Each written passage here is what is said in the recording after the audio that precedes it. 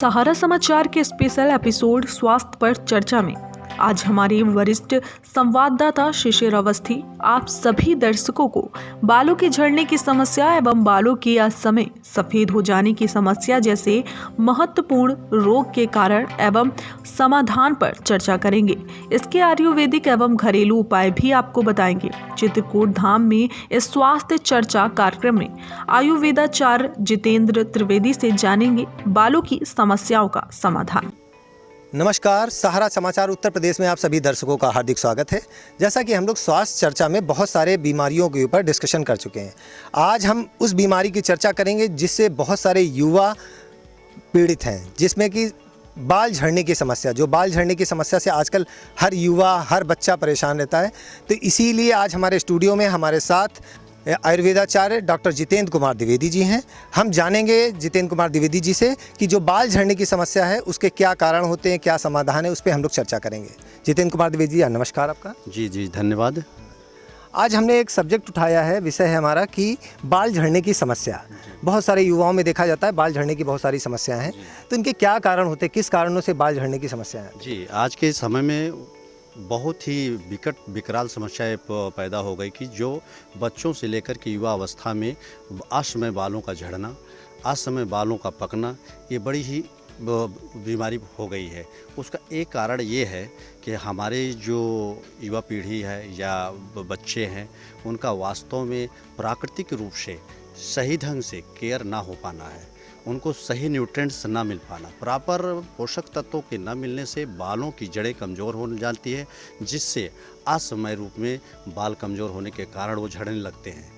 इसलिए हर गार्जियन का ये दायित्व होता है, छोटे बच्चे हैं तो उनका परवरिश करते हैं कि उनको क्या दिया जाए, क्या न्यूट्रिएंट्स दिया जाए, क्या न दिया जाए, उनको कौन सा योग कराया जाए, दिनचर्या किस तरह से सेट किया जाए। ये बहुत बड़ी विकराल समस्या पैदा हो गई है, तो जिसको दूर करने के लिए हमारे गार्जियन से लेकर के, हमारे अभिभावक से लेकर के और हमारी युवावस्था के बच्चे जो हैं वो खुद सेंसिटिव हो जाते हैं। उनको भी जो है अपने ढंग से संवेदनशील होना पड़ेगा, जिससे कि वो उस रोग के कारण तक पहुंच सकें और उसको दूर करने की कोशिश कर सकें। तो सबसे पहली बात तो ये है कि हमें अपनी दिनचर्या को ठीक करते हुए जो हमारी प्रकृति में पोषक तत्व है उनको हमें लेना चाहिए। जब जब ज़रूरत जिसकी है उसको अभिभावक, छोटे बच्चे हैं तो उनको प्रोवाइड कराएं, बड़े हो गए हैं तो खुद से उसको ग्रहण करें और उसको लेते हुए अपनी इस समस्या को निजात पा जा सकते हैं, जिसमें बहुत बड़ी भूमिका आंवले की होगी। तो जैसा आपने बताया कि ये सब पोषक तत्व ना पहुंचना वो सबसे बड़ी समस्या है बाल झड़ने की। तो हम जानना चाहेंगे जिनके बाल झड़ रहे हैं तो उनको क्या क्या उपाय करने चाहिए, कौन सी औषधियां हैं जिससे वो बाल झड़ने की जो प्रक्रिया है उसको रोका जा सके, और जो झड़ गए हैं वहाँ पे कैसे निकल सकते हैं? जी, बालों के झड़ने की मुख्य औषधि विशेष रूप से आंवला होती है। आंवला विटामिन सी रिच होता है, तो इसका मतलब ये है कि विटामिन सी से जो भी पोषक तत्व उत्पन्न होते हैं उनका सबका सदुपयोग, जैसे हरी साग सब्जियां हैं, सलाद है, दलिया है, फल है, इसके साथ साथ आंवले का विशेष रूप से उपयोग करें। आंवले का विशेष रूप से उपयोग करते जाएंगे तो धीरे धीरे बालों के रूट्स को विटामिन सी मिलता जाएगा, जिससे बाल स्कैल्प्स में बहुत अच्छे से अटैच हो जाएंगे। अटैच होने के साथ साथ वो झड़ने, पहले से असमय रूप से झड़ने से बचेंगे और काफ़ी दिनों तक मजबूती की स्थिति में बने रहेंगे। आंवले के साथ साथ हम भृंगराज का भी प्रयोग कर सकते हैं। भृंगराज जो कि आजकल हर जगह मिल जाता है, नहीं मिल जाता है तो पंसारी की दुकानों पे अवेलेबल हो जाएगा। आंवले का चूर्ण, भृंगराज, काला तिल ले लीजिए, सबकी बराबर मात्रा में लेकर के 1 चम्मच सुबह शाम अगर लेते जाएं तो हमारे बालों को असमय झड़ने से बचाया जा सकता है। तो विशेष रूप से आंवले का विशेष प्रयोग करना अति आवश्यक है। आंवला बालों और आँखों दोनों के लिए बहुत ही लाभकारी औषधि है। अच्छा, पतंजलि में इसके लिए क्या क्या, मतलब जैसे आपने आंवला बताया तो आंवले का मुरब्बा है, आंवले की कैंडी है, तो क्या क्या आप मतलब सजेस्ट करेंगे, कौन सी औषधियों का सबसे ज़्यादा उनको सेवन करना चाहिए, या औषधियाँ जो लेके वो मार्केट से उसका यूज़? रोगानुसार औषधियों का डोज सेट होता है।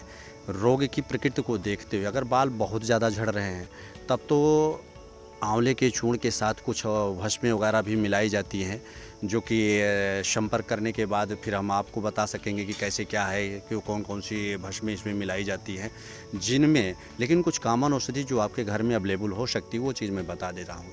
आंवले का चूर्ण ले लीजिए, 100 ग्राम आंवले का चूर्ण, काले तिल का चूर्ण 100 ग्राम, भृंगराज चूर्ण 100 ग्राम, इसको आपस में मिला लीजिए और मिला करके 1 चम्मच सुबह 1 चम्मच शाम खाली पेट पानी से लेते रहिए। तो आपको बहुत ही अच्छा लाभ इसका नज़र आएगा। और इसके साथ साथ आंवला युक्त ऐसे तेल का प्रयोग करें। नहीं कुछ किसी को मिल पाता है तो सरसों का तेल का प्रयोग सर में बालों में लगाने के लिए रात में बढ़िया से स्कैल्प में जड़ों में लगाएं और सुबह उसको साफ़ कर सकते हैं, शैम्पू वगैरह से साफ़ कर सकते हैं। तो बाल आपस में उलझेंगे नहीं। बालों की सफाई रखना भी अति आवश्यक है। बालों की सफाई ना होने से भी बाल कमज़ोर हो जाते हैं, क्योंकि बालों को केयर करने के लिए बालों की स्वच्छता होनी बहुत ज़रूरी है, वरना बाल आपस में जब उलझ जाते हैं तो एक दूसरे को भी कमज़ोर करते हैं, तो जिसकी वजह से भी हेयर फॉल होता है। दूसरी बात, बालों के झड़ने पे मौसम का भी प्रभाव पड़ता है। किसी भी स्वस्थ व्यक्ति का जिसका बाल कभी नहीं झड़ता है, बरसात के सीज़न में ज़्यादातर बाल झड़ने लगते हैं। क्यों? कि हमारी बॉडी जो होती है, हमारा शरीर जो होता है थर्मो रेगुलेटर होता है, वो टेम्परेचर वेरिएशन को बर्दाश्त नहीं करता है। लेकिन बरसात के मौसम में ऐसा टेम्परेचर होता है कि क्षण भर में गर्मी हो जाती है, क्षण भर में ठंडी का एहसास होने लगता है, बारिश होने लगती है, तो जिसमें शरीर हमारा रेगुलेट नहीं हो पाता है, जिसकी वजह से बाल कमज़ोर हो जाते हैं और बालों का झड़ना चालू हो जाता है। लेकिन बारिश के अलावा अगर बाल झड़ते हैं तो वो बालों का झड़ना ही माना जाता है, फिर उसकी चिकित्सा लेना आवश्यक होता है। योग प्राणायाम भी करना इसमें बहुत लाभकारी होता है। क्योंकि आयुर्वेद की बात है तो हम आपसे योग प्राणायाम जरूर पूछेंगे हमारे दर्शकों के लिए कि बाल अगर झड़ रहे हैं तो कौन कौन सी एक्सरसाइज या योग प्राणायाम करें जिससे उनका झड़ना समय बंद हो जाए। देखिए, सबसे पहले तो यह है कि हमारे जो नाखून होते हैं, इन नाखूनों को आपस में रब करना चाहिए। इनको और नाखूनों को आपस में रब करने से मैग्नेटिक फील्ड जनरेट होती है, जो कि हमारे बालों के रूट को स्ट्रांग करती है। बालों का झड़ना कम हो जाता है। जिनके बाल चले गए हैं उनके बालों का निकलना भी चालू हो जाता है। लेकिन यह प्रयोग कभी भी कोई भी व्यक्ति, कोई भी रोगी ये ना समझे कि 2-4 दिन करने से होगा। इसको लगातार 4-6 महीने अनवरत करते रहो, फिर इसका रिजल्ट आता है। इसके अलावा शीर्षासन का बहुत बड़ा रोल होता है। फिर हमें प्राणायाम करना चाहिए। भस्त्रिका, कपालभाति, अनुलोम विलोम, वायु उज्जाई इत्यादि का प्रयोग करना चाहिए। जिसमें ना कुछ कर सको तो कपालभाति और अनुलोम विलोम का प्रयोग बहुत ही मस्ट होता है, और शीर्षासन भी बहुत मस्ट होता है। इसको हमें करना चाहिए। अगर हम इस आसन का और नाखूनों को आपस में रगड़ने का और थोड़ी सी जो औषधि मैंने बताया है, अगर इसका प्रयोग किया जाए तो असमय बालों के झड़ने से बचा जा सकता है। तो बहुत अच्छा हमें द्विवेदी जी ने बताया कि जो आयुर्वेदिक उपचार हैं, घरेलू उपचार हैं, जिनको आप प्रयोग करके अपने बालों के झड़ने की समस्या से मुक्त हो सकते हैं, तो आप इसको प्रयोग कर सकते हैं। साथ ही हम एक चर्चा ये भी करेंगे, क्योंकि बाल झड़ने की बात है तो बाल सफ़ेद होने की भी चर्चा होनी चाहिए। जैसे किसी के अगर बाल पूरी तरह झड़ गए हैं, आगे पूरा गंजा हो गया, तो वो किस तरह की औषधियों का प्रयोग करें। तो वो ऐसे जिनके बाल पूर्णतः झड़ गए, जैसे आगे बहुत सारे लोगों को देखने को मिलता है कि आगे के बाल निकल गए हैं, वो प्रयास कर सकते हैं कि हमारे बाल कैसे हो गए। इसके लिए नेचुरल एक बहुत बढ़िया चीज़ है बर्रे। बहुत सारे लोग को ततैया बोलते हैं। तो वो ततैया पीले कलर की जो ततैया होती है, जिस छत्ते का निर्माण करती है, जब उस छत्ते को छोड़ के चले जाए तो उसको 5 ग्राम की मात्रा उसकी ले लें और 15 से 20 पत्ते जो है गुड़हल के ले लें और उसको तिल के तेल में पकाएं। तिल का तेल पकते जब बर्रैया का ततैया का जो छत्ता है वो काला पड़ जाए तो उसको एक शीशी में भर ले। उस तेल को लगाने से हमारे जो चले गए बाल हैं वो भी उगने लगते हैं, और व्यक्ति को जो एलोपेशिया है, इंद्रलुप्त की जो समस्या है, वो धीरे धीरे सुधर जाती है, रिकवर हो जाती है। उसको करे और साथ में नाखूनों को आपस में रब करे तो 4-6 महीने के बाद देखा जाता है कि बाल उसके शरीर में बहुत अच्छे नेचुरल तरीके से आ जाते हैं। लेकिन इस प्रयोग के साथ साथ दिनचर्या, आसन, प्राणायाम अति आवश्यक है। अगर इसका प्रयोग नहीं कर सकता है तो लाभ होने की संभावना तो होगी, लेकिन कम होगा, क्योंकि औषधियाँ तो लाभ पहुँचाती है, औषधियाँ नुकसान नहीं करती। लेकिन ये है कि अगर आपने पूर्णतया प्रॉपर तरीके से नहीं किया तो लाभ पूरा नहीं मिलेगा। क्योंकि आयुर्वेद, जैसे डॉक्टर साहब ने बताया कि आयुर्वेद में दिनचर्या का बहुत महत्वपूर्ण है। अगर दिनचर्या आपने किसी चीज़ की नहीं करी या जो भी औषधि उसको समय से नहीं लिया तो उसका पूर्ण लाभ आपको नहीं मिलेगा। अच्छा, दूसरी चर्चा मैं इसी में करूंगा, क्योंकि बाल झड़ने की समस्या है, तो बाल झड़ने की समस्या के साथ साथ छोटे छोटे बच्चों के देखते हैं कि बाल सफ़ेद होने की समस्याएँ भी आ जाती हैं युवाओं के साथ साथ, तो वो क्या कारण रहते हैं, उनका क्या समाधान होना चाहिए। इसका मुख्य कारण है जो छोटे बच्चों में बाल सफ़ेद हो जाते हैं, इसका मुख्य कारण है हमारे अभिभावक की कमी। बहुत रेयर केस में ऐसे बच्चे होते हैं जिनके बाल सफ़ेद होते हैं, लेकिन आज के समय में ज़्यादातर बच्चों के बाल सफ़ेद होने लगे। उसका मुख्य कारण है हमारे गार्जियनशिप में कहीं न कहीं केयरलेसनेस की भावना हो रही है। हमारे अभिभावकों में कहीं न कहीं बच्चों के परवरिश करने में दिक्कत आ रही है। जैसे छोटे बच्चे हैं, सरसों के तेल से मालिश करना चाहिए, मर्दन करना चाहिए। हर व्यक्ति, छोटे बच्चे हैं, जिन बच्चों को आप प्रॉपर तरीके से शाम के समय सरसों के तेल से मालिश करेंगे, उन बच्चों को निद्रा अच्छी आती है। जिनको निद्रा आती है अच्छी, उनका पेट अच्छा होता है। उनका पेट अच्छा, चूँकि बच्चों को भगवान एक्सरसाइज सिखाता है। बच्चे जैसे ही जगते हैं वो दौड़ने लगते हैं, उनको सिखाना नहीं पड़ता, वो जब तक जगते हैं तब तक दौड़ते हैं। अभिभावक लोग हैं कि उनको जो है ये ध्यान रखना चाहिए कि शाम के समय बच्चों को सरसों के तेल से मसाज, मर्दन करना अति आवश्यक है।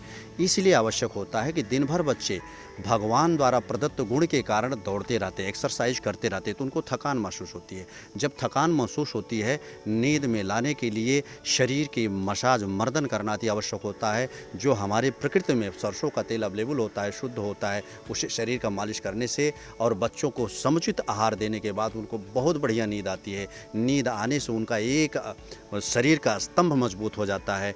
जिस शरीर के स्तंभ के मजबूत होने से आहार मजबूत आपने दिया, नींद अच्छी आ गई, और संयम बच्चों को भगवान ने दे दिया, वो संयमित रहते हैं और श्रम भी भगवान कराते हैं, तो इससे चारों पिलर उनके मजबूत हो जाते हैं। ऐसे बच्चों के बाल कभी नहीं झड़ते हैं, कभी सफ़ेद नहीं होते हैं, और बच्चों में किसी भी प्रकार के विकार, चाहे उदर से संबंधित हो, चाहे मूत्र रोग से संबंधित हो, चाहे शिरोरोग से संबंधित हो, आँखों से संबंधित हो, किसी भी प्रकार के। और बच्चों में क्या है, जो असमय बाल झड़ते हैं, बच्चों को मोबाइल से, टीवी से ज़्यादा से ज़्यादा दूरी बनाए रखने की कोशिश करना चाहिए। नहीं, आँखों पर प्रभाव पड़ता है। जब आँखों पर प्रभाव पड़ता है तो उसका असर बालों पर भी आने लगता है, तो असमय बालों का झड़ना भी और असमय बालों का पकना भी चालू हो जाता है।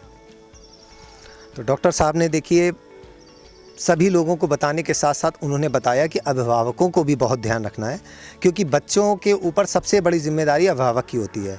तो अभिभावकों को मालिश करना, क्योंकि आज के मॉडर्न युग में हम माताएं, हमारे घर के अभिभावक हैं जो सब भूलते जा रहे हैं कि उनको मालिश भी करना है, जिस कारण असमय उनके बालों का सफ़ेद होना और बहुत सारी बीमारियों के बारे में बताया। तो बहुत अच्छी जानकारी दी। हम दर्शकों को चाहेंगे जो जानकारी दी गई है उसका पालन करें और अपने जो भी बाल झड़ने की समस्या या जो भी चीज़ें हैं उसका निदान करें।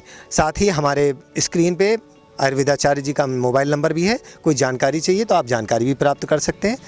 अखिल शुक्ला के साथ शिशिर अवस्थी, सहारा समाचार, उत्तर प्रदेश।